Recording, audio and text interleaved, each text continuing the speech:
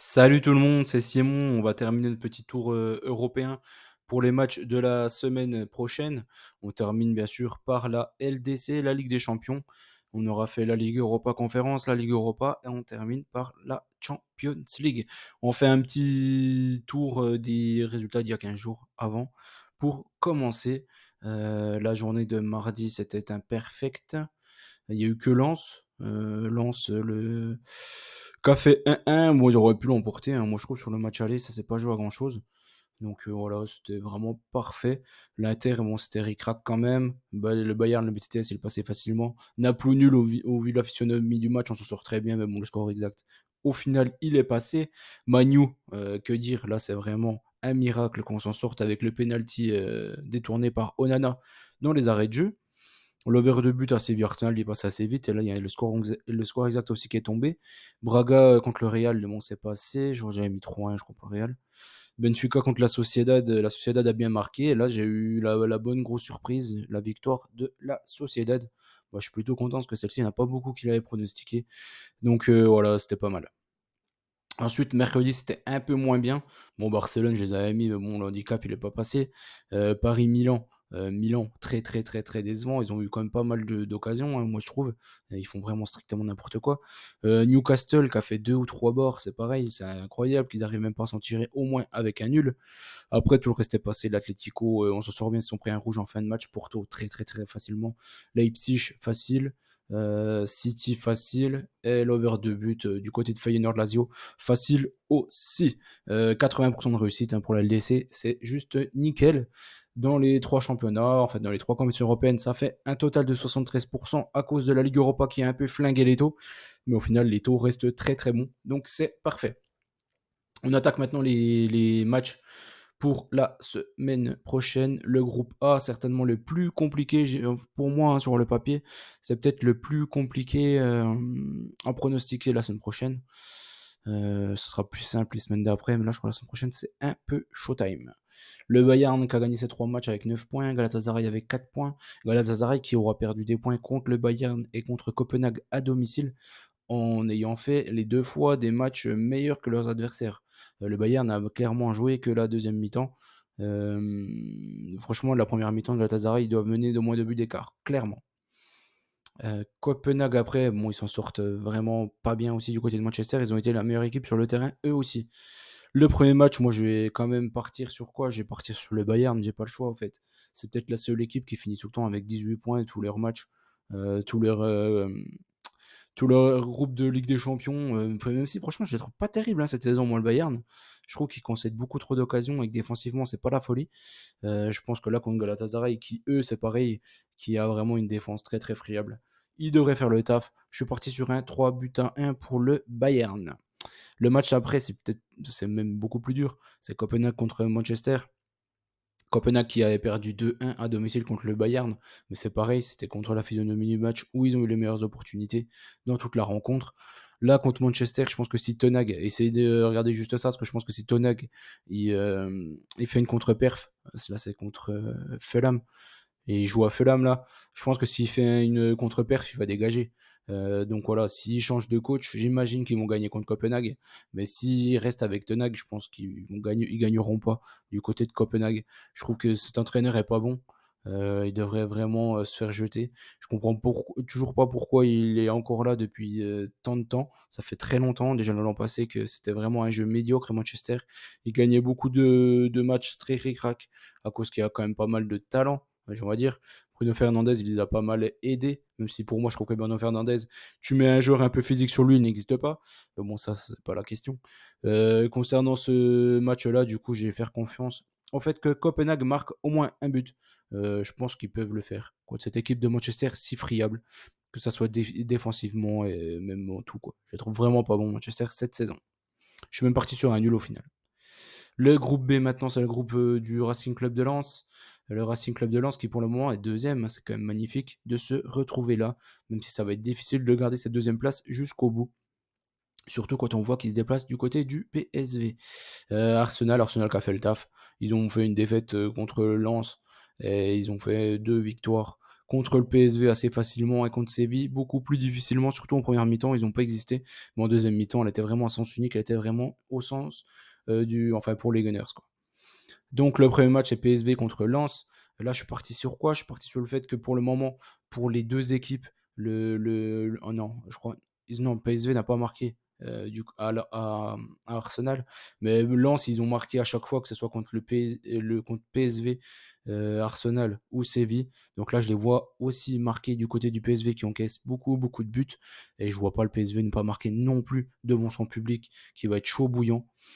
Je suis parti sur un BTTS. C'est une victoire finale du PSV Eindhoven, malheureusement. Franchement, je pense que ça va être juste pour Lens. Après, enfin, même pour tout, en fait, ça va être très compliqué. Je pense que Séville revient aussi pas trop mal. Séville s'est fait carjacker du côté du PSV Eindhoven. Je pense que c'est quand même une meilleure équipe aussi. Enfin, ça va être juste, hein, parce que Lens, leur niveau, je trouve, il augmente quand même en ce moment. Donc, il faudra suivre ça de plus près. Arsenal contre, en tout cas pour le match là, le BTTS pour moi c'est une évidence. Arsenal contre Séville maintenant. Bon là je vais rester sur la deuxième période d'Arsenal contre Séville au match aller. Je vais faire confiance à Arsenal, le fait qu'il gagne sur ce match là, mais après c'est pareil, je pense pas que je mettrai beaucoup d'argent sur Arsenal, je suis même pas sûr de jouer sur Arsenal en Ligue des Champions sur ce match là. Le groupe C maintenant, ce sera le Real contre Braga et le Napoli contre l'Union Berlin.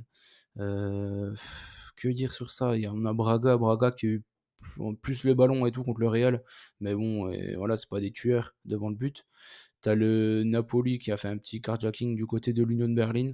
Donc voilà, c'est un peu compliqué. Je pense que le Real, voilà, ils ont déjà 9 points, ils sont quasiment sûrs d'être premiers. Je pense qu'ils vont faire le taf quand même à la maison. Je les vois pas ne pas gagner contre Braga, qui mine de rien prend beaucoup, beaucoup, beaucoup de buts. En plus, là, il reste encore sur 2 nuls là, depuis leur victoire, depuis leur défaite au match aller contre le Real. Ils restent sur 2 nuls, même si là, je les vois bien gagner contre Portimao ce week-end. Je trouve que voilà, ils sont pas vraiment super, super forme. Ricardo Horta, j'aime beaucoup ce joueur-là, mais après, je trouve que tout le reste, c'est pas terrible, terrible. Même si Abel Ruiz, il a fait une bonne compétition chez les jeunes, là, je trouve qu'avec Braga, il est quand même moins bon qu'avec les espoirs espagnols. Je pars sur le Real. Le Real a une victoire 3-1. Je pense que Braga peut marquer un petit but contre le Real. Le Napoli contre l'Union Berlin après derrière.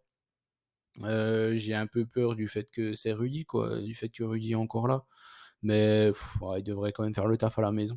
J'ai préféré couvrir quand même. Je me dis, en fait, tout simplement parce que je me dis que le coach de l'Union Berlin, il va sauter. Je pense que ce week-end, s'ils font encore une mauvaise perf, c'est pareil. Je pense qu'il va sauter. Ça va être un peu comme Tenag. C'est pour ça que c'est les deux matchs les plus compliqués pour moi de cette semaine-là. Comme je fais les prédictions un peu trop tôt par rapport au, je sais pas s'il y aura des changements de coach ou pas, quoi. Après, je me dis 3-4 jours avant, ça devrait le faire. Mais avec les résultats de ce week-end, pour moi, si Tenag il perd, il se fait sauter. Et le Fischer, là, le coach de l'Union Berlin, pareil, je pense qu'il va se faire sauter si il perd une nouvelle fois ce week-end. Pour ça que j'ai préféré assurer avec le Naples de Ronobet. Je me dis qu'avec un changement de coach et tout, avec un Napoli qui est pas non plus transcendant cette saison, ils peuvent aller chercher un nul en cas de changement d'entraîneur. Le groupe D, maintenant, c'est le groupe de la Sociedad de l'Inter Milan, du Red Bull Salzbourg et du Benfica de Lisbonne. Benfica qui est quasiment mort, hein, déjà, ça c'est fait. Grosse surprise. Ils vont prier pour que l'Inter s'impose du côté de Salzbourg parce qu'ils vont essayer d'aller choper la troisième place. C'est un peu la seule chose qu'il leur reste à espérer du côté de Benfica. Pour la LDC, pour moi, c'est mort, c'est terminé. Donc voilà, là je pense que la Sociedad, ils m'ont montré vraiment de bonnes choses au match aller. Ils les ont vraiment dominés de A à Z, hein, cette équipe du Benfica. Donc là, je pars sur la Sociedad de Ronobet au cas où, mais je pars sur une victoire finale de la Sociedad de but à 0. Après l'Inter, par contre, le match aller, c'était très difficile hein, contre Salzbourg. C'est pour ça que j'ai obligé d'assurer. Je vois pas l'Inter se balader en Autriche. Là, je suis parti sur un 2-1 et un Inter aussi pareil, rembourser 6 matchs nuls. Le groupe E ensuite, l'Atlético qui encore et toujours depuis franchement maintenant de nombreuses années n'y arrive pas en fait hein, en phase de groupe. Ils galèrent, là ils ont que 5 points. Je trouve dans ce groupe-là, ils devraient avoir grand minimum 6 points là pour le moment. Ils ont tapé la meilleure équipe en plus, c'est le Feyenoord. Et après ils ont fait 2 nuls. Bon, après ils y peuvent pas grand-chose. Le but de la tête de Promedel à la Lazio. Et au Celtic, ils ont pris un rouge et tout. Mais bon bref, dans tous les cas, ils se sont fait quand même pas mal bouger au Celtic. Là, je pense qu'à domicile et tout, ils sont obligés de gagner. Ils sont obligés de le prendre, ce match-là. Je pense qu'ils vont le prendre assez facilement. Je suis parti sur un 3-1 et le fait que l'Atlético gagne. La Lazio contre Feyenoord après. Pour moi, Feyenoord, ils sont meilleurs que la Lazio. Voilà. Clairement, ils l'ont montré encore au match aller. Mais je me dis que la Lazio, voilà, ils arrivent quand même des fois à faire des coups. Donc je pars sur un over de but. Je préfère prendre l'over sur ce match-là. Et j'ai quand même fait confiance aux Hollandais au final. Même si ça ne nous arrange pas du tout pour l'indice UEFA. On aimerait bien que la Lazio gagne ce match-là. Le groupe F, ensuite, le groupe du PSG, de Dortmund, de Newcastle et du Milan. Bon, de la globalité de ce qu'on peut voir, c'est que vraiment le groupe n'est pas si élevé que ça, clairement. On voit que le Milan, cette saison, c'est pas ça. Que Newcastle, on voit, ils ont quand même pas mal de limites et de lacunes, mine de rien. C'est pas une équipe de top niveau. Et Dortmund, n'en parlons pas, quoi. Je trouve vraiment, on sait pas vraiment le niveau encore du PSG. J'aimerais bien qu'ils jouent quand même comme une bonne petite équipe en huitième pour qu'on voit ça, ou en quart, hein, pourquoi pas. Dans tous les cas, je pense qu'ils devraient se qualifier quand même au moins pour les quarts et tomber en quart, j'imagine, je le vois comme ça personnellement. Du fait que là, en huitième, enfin là, ils vont certainement jouer un deuxième de groupe. Logiquement, tous les deuxièmes de groupe, ils sont prenables. À part s'ils tombent sur l'Atlético en deuxième de groupe, ça, je pense que ça va être très très compliqué pour eux. Ils ont exactement le jeu pour les détruire. Mais pour le reste, je pense qu'ils devraient s'en sortir dans les deuxièmes de groupe. Après, il faut voir aussi la Sociedad Inter. Si l'Inter finit deuxième du groupe, ça risque d'être compliqué aussi. Bon, bref, on va pas trop se projeter sur le long terme. On va déjà voir pour les matchs là, Dortmund contre le Newcastle. C'était un match ultra ouvert, le match aller, il y a eu énormément d'occasions, surtout, enfin énormément des deux côtés en première mi-temps. Dortmund, ils ont eu des occasions aussi hein, pour tuer le match. Et en deuxième mi-temps, c'est vraiment Newcastle, ils ont vraiment fait un, en fait, ils étaient tous devant le but, ils se sont fait assiéger, quoi, Dortmund.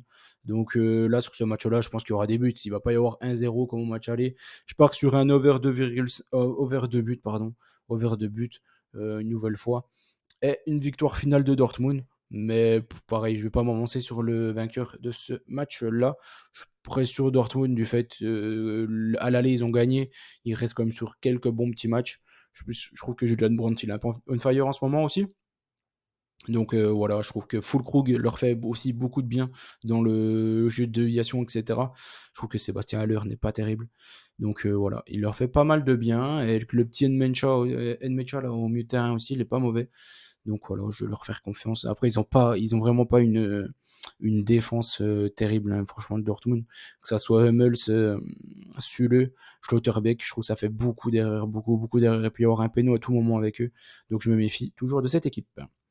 Le Milan contre Paris. Le Milan contre Paris, je pense que le match aller nous a montré une chose, je pense que le Milan est faible, très très faible, et que le PSG me semble assez supérieur à cette équipe-là, même si clairement, là, il y a quoi, les 20-25 premières minutes, le Milan doit marquer, et vraiment Paris n'a pas passé le milieu de terrain pendant 20-25 minutes. Donc je me dis que là, à domicile, ils vont aussi pousser le Milan. C'est pourquoi j'ai préféré assurer. Je suis parti sur un pari ou nul sur ce match-là. Une victoire finale de Paris, 2 buts à 1. Concernant le classement, ça va être compliqué hein, pour le Milan de s'en sortir. Ils vont espérer un match nul du côté de Dortmund. Ça les mettrait à 5. Et s'ils resteraient aussi à 2, ils auraient encore toutes leurs chances pour passer.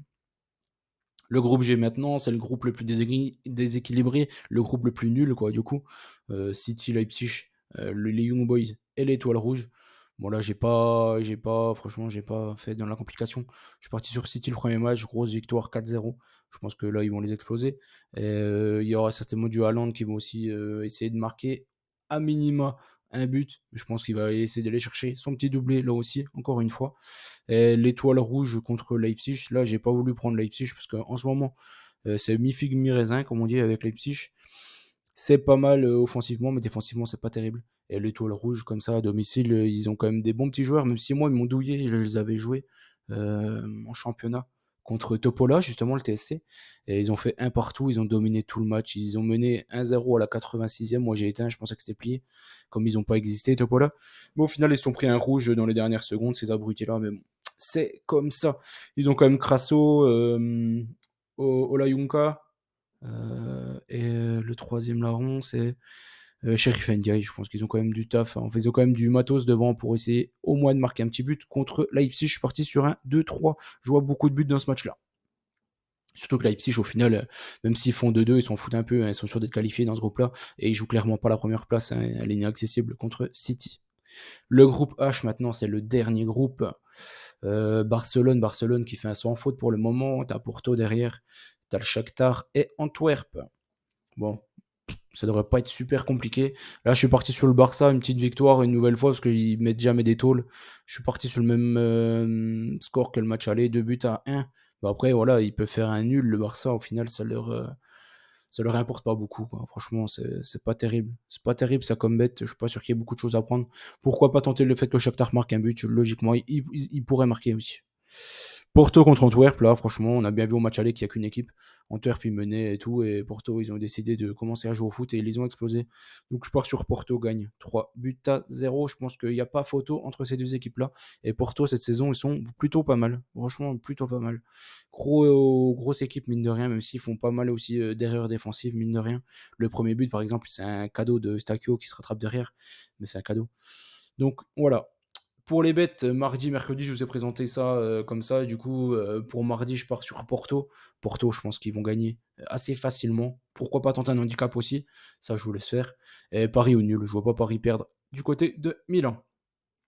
Même si Paris à l'extérieur, c'est beaucoup plus compliqué pour eux qu'à domicile. Le mercredi ensuite, je suis parti sur le Real contre Braga, je pense que ça va le faire. Et la Sociedad en remboursé 6 matchs nuls, ça sera mes deux bêtes pour mardi et mercredi. Mais faut voir, parce que la cote du Real, si elle fait que de chuter, au bout d'un moment, je ne vais pas la choper. Là, je l'ai pris hier. Après, je vais certainement remettre en fonction des paris du week-end en général. Je fais en deux étapes, moi personnellement. Je joue pas mal de temps avant parce que les cotes elles vont faire que chuter. Et le jour même, si j'ai envie de me faire un kiff, etc., je remets un peu dessus. Je pense que je vais prendre la Sociedad aussi en sec.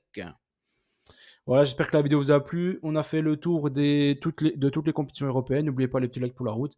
Et on se dit à très vite. Bon, à très vite, non, quand même pas, faut pas déconner. Mais je pense jeudi prochain. On se dit jeudi prochain pour faire le tour de tous les championnats, etc. etc. N'oubliez pas qu'on gagne, on perd ensemble. Ne jouez que ce que vous pouvez vous permettre de perdre, bien évidemment. Et on se dit à bientôt. Bonne chance à tous, l'équipe.